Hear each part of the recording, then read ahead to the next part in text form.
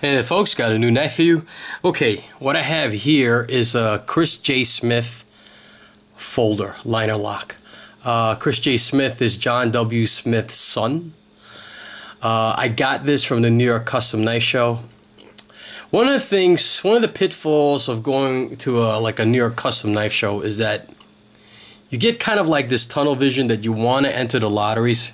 And I know this happened to me at Blade and at New York Custom Knife Show, East Coast also, and you get so fixated, like, you know, you want to enter the Crine lottery, you want to enter the Burnley lottery, the Lambert lottery, the Vox, the Enzo, all the heavy hitters, right?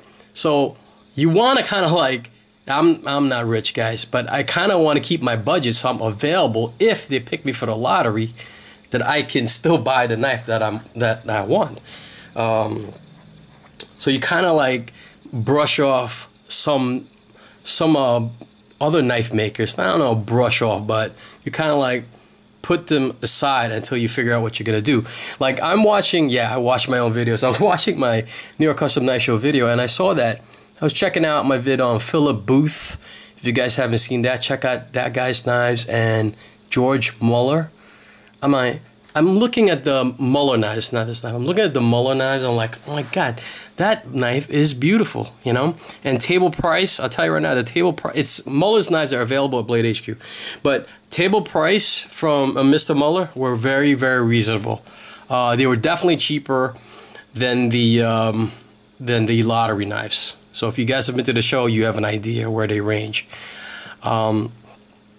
And I look at the video again and I watch George Muller's knife. I was like, why didn't I buy that knife? That knife was beautiful. He had an orange one that was just gorgeous. It wasn't carbon fiber. It was some crazy material. It was just beautiful. Anyways, so day 2 at New York Custom Knife Show, Saturday, which the last day I attended. Sunday's pretty much a wash, and you guys don't really go. Anyway, most guys don't go. My buddy Jonathan Scurvy kind of like reined me in. He goes, hey man, you got to check out this knife. And one of the purveyors was selling this, he calls this the TAC liner lock. I believe the TAC stands for Combat Utility Tactical Liner Lock. And he tells me, you got to check out this this Chris Smith knife. I'm not proud. I'm like, who? And he tells me it's John W. Smith's son. That's like, oh, I know John W. Smith's work, so I know he's a pretty famous knife maker. None of his work were available, but there were about, I want to say there was like 4 or 5 of these at a table, and nobody was buying them. It was very reasonably priced.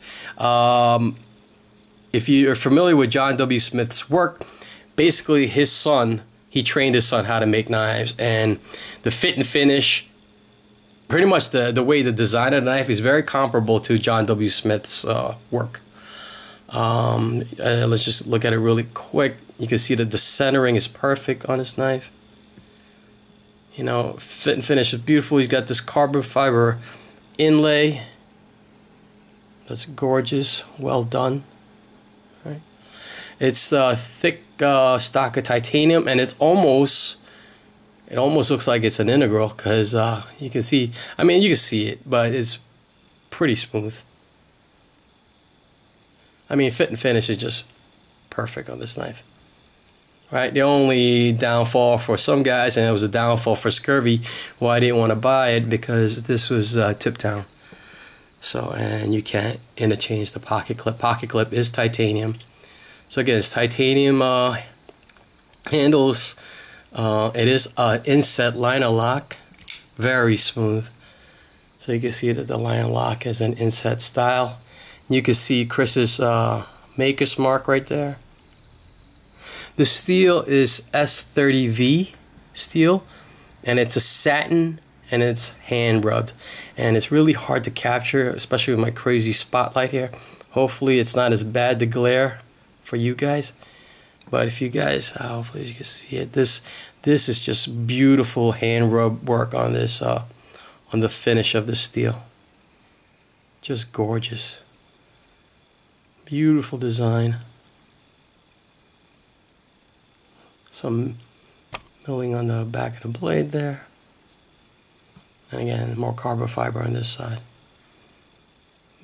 Just very nice Very nice. Perfectly executed. I mean, butter. It is butter. These are on washers.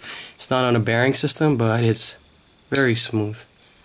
Try to flip it a little better. I don't want to fire it up, but it's very, very smooth. Just a beautiful knife. I was blown away. As soon as Scurry brought me to the table, I was like, oh my God, what is that? How much is that? I don't think Chris Smith is making any more knives. I saw a post on Blade forums where they were selling something similar to this, and that was back in 07. So this knife may have been made way back then. But just a beautiful, almost it's a gentleman's carry. It is a big knife though. It's 8 inches overall. It weighs about 4 ounces, a little less than 4 ounces. Right. The titanium's got a nice bead blast on it. Very subtle. But what sold me, because you guys know I'm crazy about satin, was this satin finish, this beautiful hand rub. Just gorgeous. Let me see, I got some smudging on it. My fingertips, but it's just really gorgeous. Very smooth deployment. Just an elegant folder. And lately I've been leaning towards the liner locks, you know. Kind of digging that now. You can white knuckle grip it and it won't move at all, you know. Yeah. So, when you guys get to a show, you know, unless you're super lucky like the Bandit, maybe you guys should pay attention, unlike I do, to some of the other makers who make awesome knives, but maybe because they're not as popular, you know, people are kind of like ignoring them. So that knife maker you're ignoring might be the next Burnley, the next Lambert. Yeah, the Muller table really, I kind of regret not picking one of those knives up. Kind of regret it.